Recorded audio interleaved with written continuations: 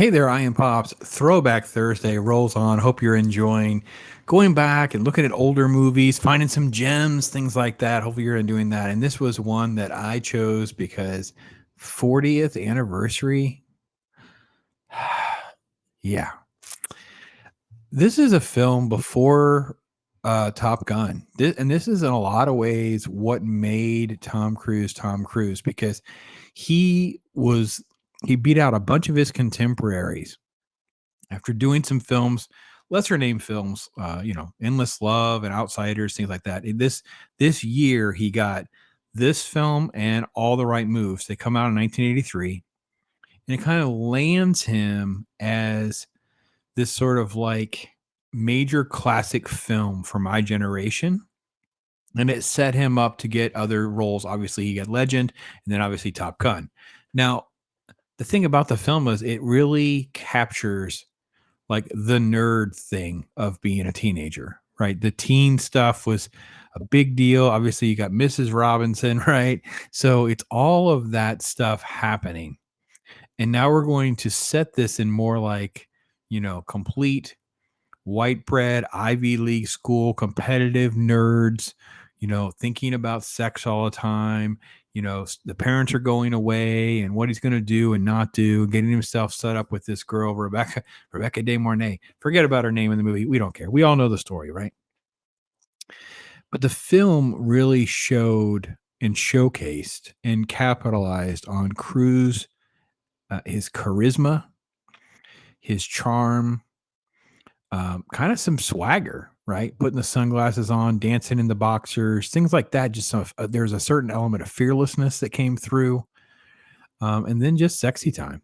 Like this was a movie that was not made for a lot of money. It was very smart. Like there's that eight. We're gonna. Well, let me show you the footage. I got the trailer here for you. Let me take sure I try to load this up with as many safeguards as I can for us to get to this. Right. I want to get to this shot, right? Because this is him. This is like an anniversary trailer, and what they did was they showed this entire sequence of taking his parents to the airport is just you know camera footage, like just walking around. So you don't have Cruise on camera until the end shot. Brilliant. So there's things that you can do to get the content that you need to keep your budget intact, right? He just rocked these sunglasses. And then you have these sequences, and you have so many things that are sort of like discussed and foreshadowed, like his dream sequence where he's talking about the girl in the shower, and then his fear of not making it to college, and just a great cast. Obviously, Curtis Armstrong, who's more famous for being Booger, right? Revenge of the Nerds. But you have Joey Pants, or early Joey Pantoliano, which people know mostly from The Matrix, right? Obviously, Bronson's Pinshot, uh, which we know for Perfect Strangers, right? Beverly Hills Cop, True Romance, things like that. Richard Masur, right? We know him from a ton of other movies as well. He plays the recruiter, the Ivy League recruiter that shows up, right, and ultimately gives him a pass to not only get into the school. We kind of get the insinuation, and he's up to some shenanigans too with those ladies, right? We know he was doing some stuff, right? And yeah, so just there is some just great casting that kind of comes into play as well.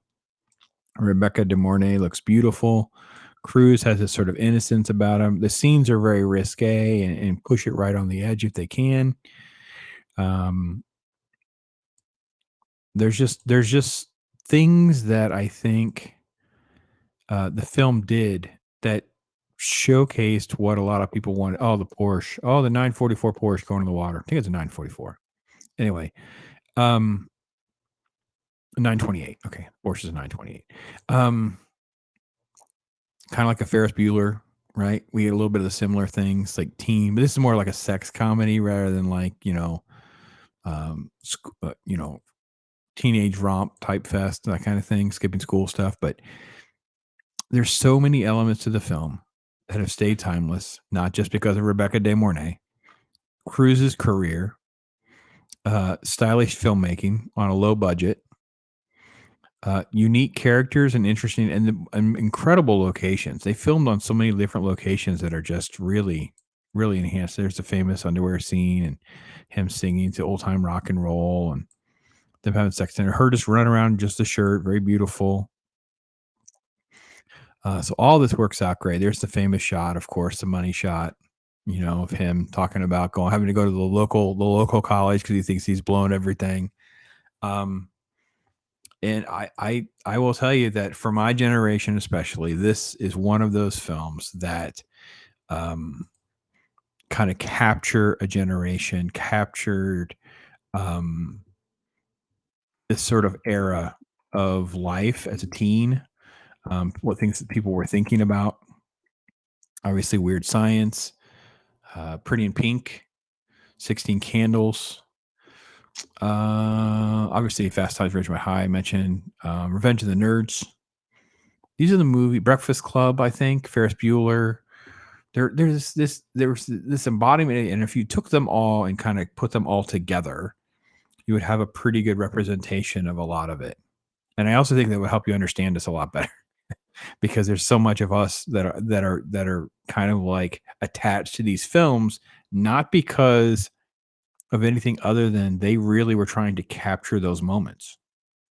It's that was the scene early in the film. Sexy girl, you got on your bike and rolled home and masturbated, that kind of stuff. That was kind of like the story of a lot of nerds back then, right? It's like even when girls were trying to be flirtatious or being aggressive, we're very insecure. We don't know how to handle things. We make these decisions, and so a lot of that stuff really struck a nerve, right? So I really did relate to a lot of those kind of elements growing up, and definitely can understand why this film is just a classic.